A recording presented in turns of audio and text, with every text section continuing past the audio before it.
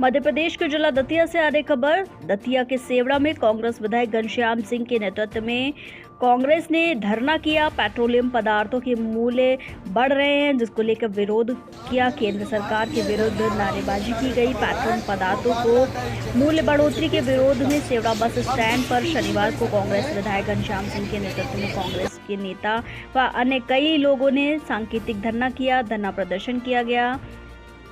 अध्यक्षता जिला कांग्रेस अध्यक्ष अशोक दागी बागदा ने की।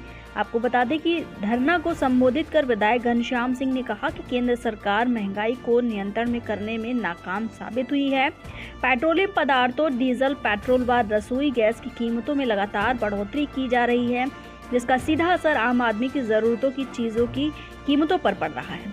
विधायक सिंह ने दतिया जिले में कांग्रेस कार्यकर्ताओं के विरुद्ध राजनीतिक द्वेष दर्ज किए जा रहे हैं प्रकरणों की कड़ी आलोचना की और उन्होंने धरना कार्यक्रम में प्रमुख रूप से ब्लॉक कांग्रेस अध्यक्ष।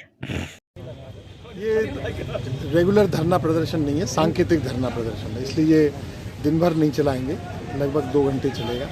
1 घंटा 1.5 घंटा हो चुका है और 2 घंटे चलेगा। इसके बाद और क्योंकि कोरोना की गाइडलाइन है।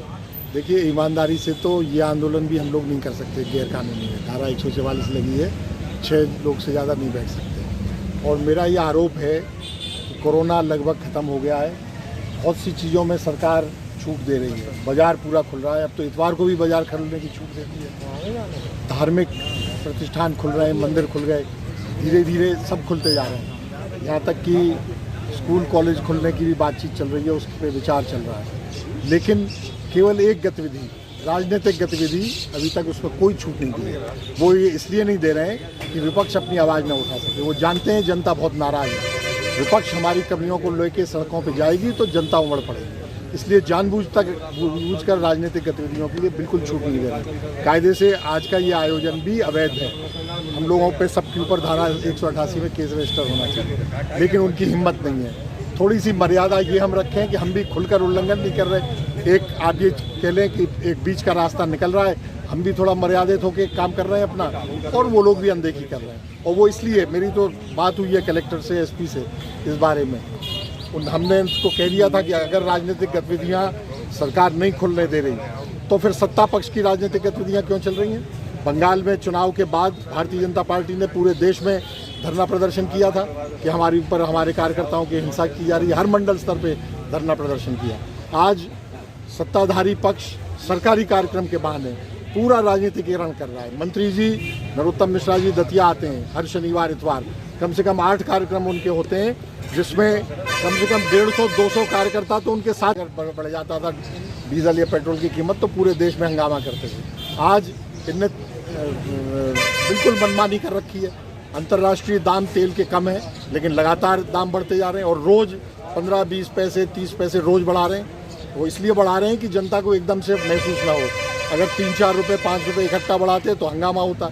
आज स्थिति ये है कि कम से कम 30-40 रुपये तक पिछले 2-3 साल में ये बढ़ा चुके हैं। पेट्रोल के दाम, डीजल पेट्रोल 110 के पास पहुंच रहा है, डीजल 100 के पास पहुंच रहा है। रसोई गैस पर आज ही दाम बढ़ा दिए, 25, 30, 35 रुपये कितने बढ़ाए एक सिलेंडर पे। अब 900 से ऊपर हो गया। आप बताइए, जब कांग्रेस की सरकार थी तब 400 रुपये था। मोदी जी प्रधानमंत्री बने थे जब लगभग 400 थी सिलेंडर की कीमत। और प्रधानमंत्री नरेंद्र मोदी जी तो कर ही रहे हैं जनता का शोषण, महंगाई बढ़ा के। हमारी राज्य सरकार शिवराज सिंह चौहान और 4 हाथ आगे हैं। उत्तर प्रदेश में पेट्रोल 12 रुपये सस्ता है मध्य प्रदेश से, और डीजल लगभग 9.5 रुपये सस्ता है। आप बताइए, इतनी ज़्यादा महंगाई, जनता का खून चूसे जा रहे हैं। और केवल डीजल पेट्रोल और रसोई गैस ही नहीं है, और भी हर चीज़, खाने के तेल आप देखिए क्या कीमत हो गई है, सब्जी देखिए, हर चीज़ पे महंगाई बढ़ रही है। सर, ये संकेत धरना से आप लोगों को कुछ फर्क लग रहा है कि हो सकता है कुछ? बिल्कुल, कम से कम जनता तक बात तो पहुंचती है। ठीक है, बहुत बड़े आयोजन, हम आम सभा करें, जुलूस निकालें, ज्ञापन दें, घेराव दें, करें, उससे ज़्यादा इम्पैक्ट होता है। लेकिन आजकल सोशल मीडिया का युग है, आप लोग सब जानते हैं, आप लोग हैं उसके वाहक। एक बात अगर कम भीड़ में भी कही जाती है, लेकिन महत्वपूर्ण बात कही जाती है और महत्वपूर्ण व्यक्ति के द्वारा कही जाती है, तो उसका भी वही इम्पैक्ट हो जाता है जो बड़ी बड़ी सभाओं। Thank you. आपका जो धरना सांकेतिक धरना है, अगर महंगाई कम नहीं हुई तो आगे भी क्या आपका धरना जारी रहेगा? आगे बिल्कुल जारी रहेगा। आज हम लोग पूरे ज़िले में हर ब्लॉक स्तर पर सांकेतिक धरना प्रदर्शन कर रहे हैं। केवल हम जो शासन और प्रशासन ने कोरोना गाइडलाइन बनाई है उसका हम पालन करते हुए, यदि शासन और प्रशासन और केंद्र के नेता और प्रदेश के नेता नहीं चाहते तो हम लोग बड़े बड़े आंदोलन करेंगे, गिरफ्तारियां देंगे, जेल जाएंगे।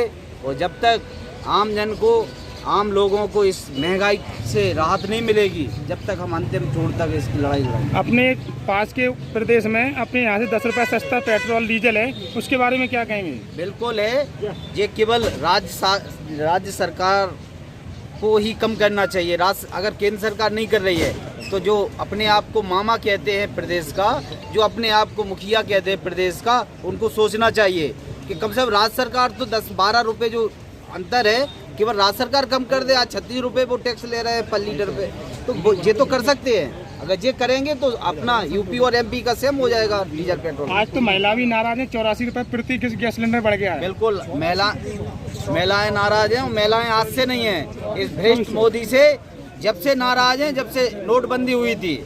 आपको ध्यान होगा कि नोटबंदी में महिलाएं 10-10, 100-100, 200 रुपये इकट्ठा करती थी, और जब एकदम नोटबंदी की है तो महिलाओं का जो पॉकेट था वो अपने घर के लिए बचा के रखती थी। जितना आदमी व्यक्ति अपने घर के प्रति चिंतित नहीं होता जितनी महिलाएं होती हैं, तो उन्होंने जो घर के लिए 100-100 रुपये, 200 रुपये इकट्ठे किए थे वो सब उनकी पॉकेट से चले गए, और वो बाकी जब से बहुत ज़्यादा मोदी सरकार से नाराज़ है।